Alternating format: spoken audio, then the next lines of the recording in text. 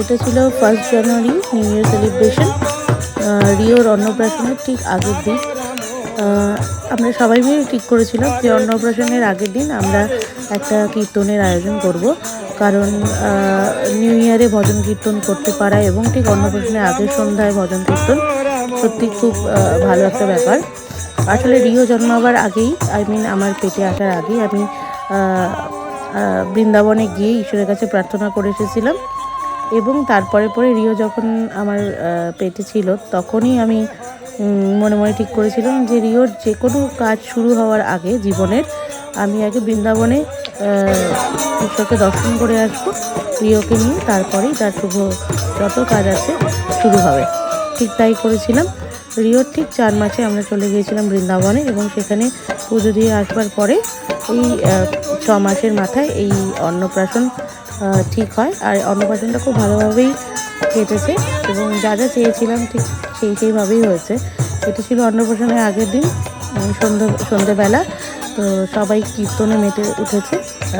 এরপরে এলো সম্পূর্ণ ভিডিওটা।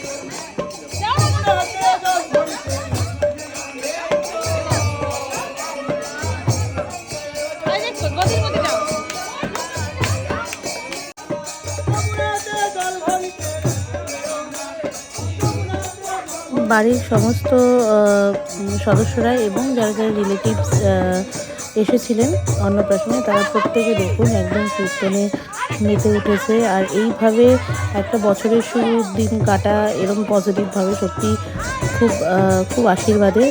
তো সবাই এভাবে আমরা একসঙ্গে সেদিন ঈশ্বরের আরাধনা করলাম, ভীষণ আনন্দ করলাম। আর সবাই অনেকেই ছিল যারা এভাবে কীর্তন হয়তো সামনে থেকে শোনেনি বা শোনার সুযোগ পায়নি। তো তারা সবাই এই কীর্তনে অংশগ্রহণ করতে পেরে খুব আনন্দ পেয়েছে, এবং পরবর্তীতে আবারও এরকম আয়োজনের কথা বলেছে।